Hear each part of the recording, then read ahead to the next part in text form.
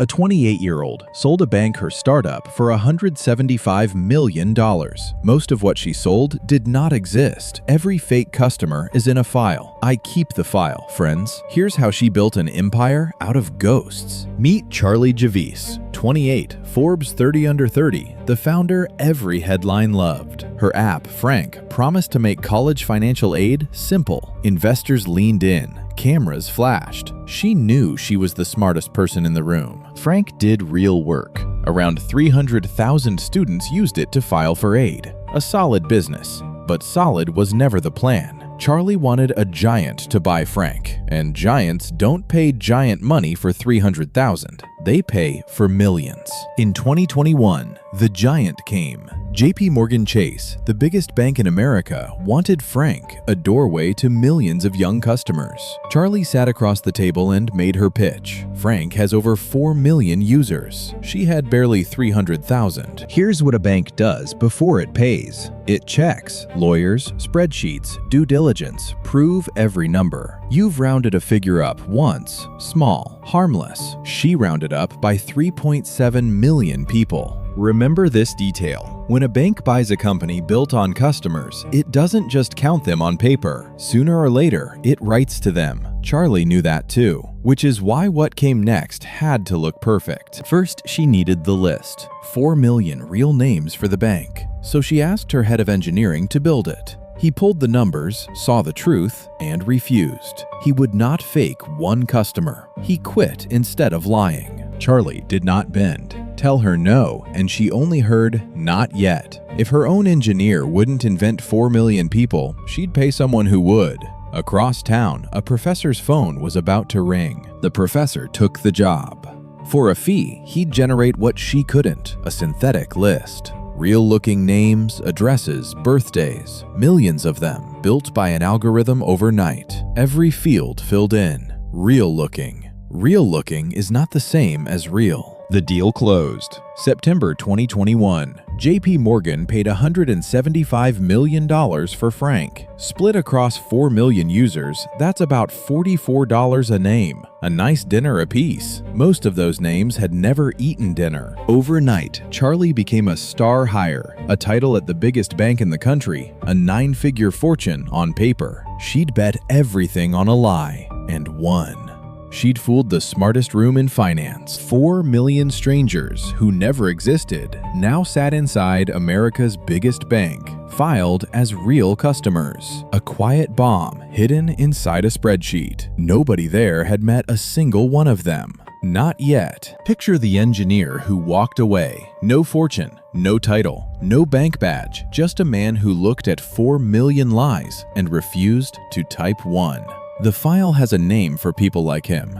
Rare. At the bank, the machine started to move. Frank's millions were supposed to become JPMorgan customers. So the marketing team drew up a plan, a simple welcome email to the whole list. Introduce the bank. Say hello to 4 million ghosts. Watch closely. An analyst loads the customer list. 400,000 test emails, ready to fly. His finger hovers. He hits send. Out fly the letters to people who were never born. Then the replies come back. Not from customers, from servers. No such address, no such person. Delivery failed. Again.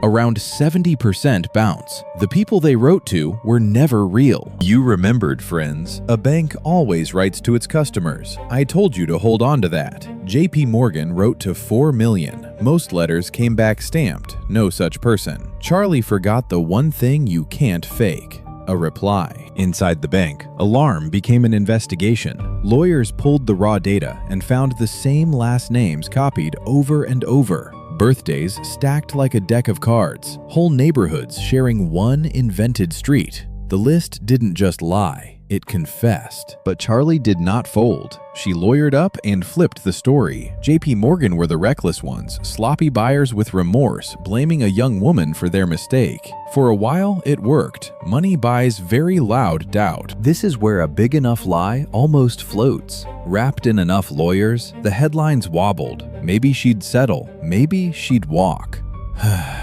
An honest engineer watched a liar look untouchable and said nothing. The file stayed open. Barely, but receipts don't wobble.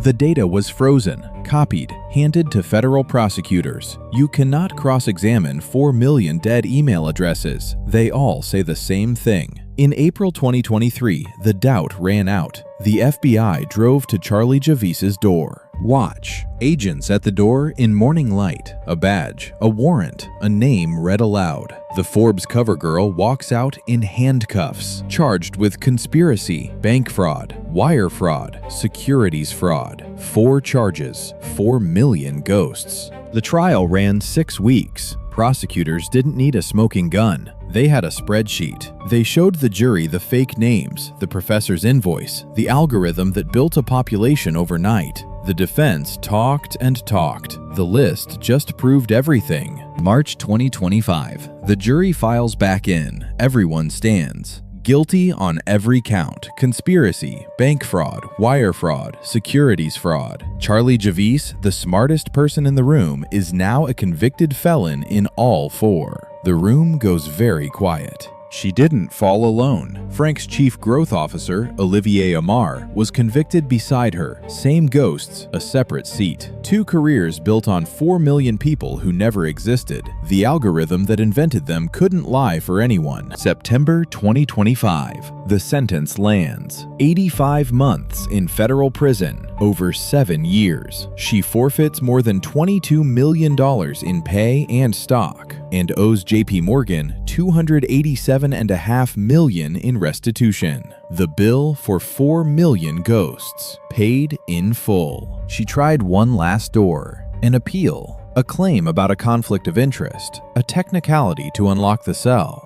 In March 2026, a federal judge read it and closed it. Denied. The verdict stands. The archive doesn't reopen for the guilty. Here's the coldest line in this file. She had already built something real. 300,000 people used Frank, and it helped them. She didn't need the ghosts. She invented 4 million lies to avoid being merely successful. That's the tragedy the receipts recorded. Here's the part that should sit with you. Every day, someone rounds a number up: a resume, a follower count, a sales report, a little lie to look a little bigger. She just did it 4 million times, to the one place that always checks. So tell me in the comments, when should this have stopped? The day her engineer said no, or the day a professor said yes for a fee?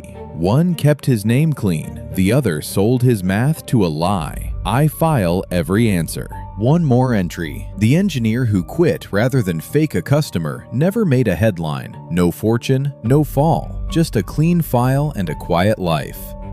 Karma keeps flawless records, friends. The safest entries belong to the people who said no. 4 million customers. Not one could answer a single email. That's the whole case, really. The rest is paperwork. Next in the file, a founder who swore 1 drop of blood could run 100 tests. It couldn't. Subscribe. The archive never closes.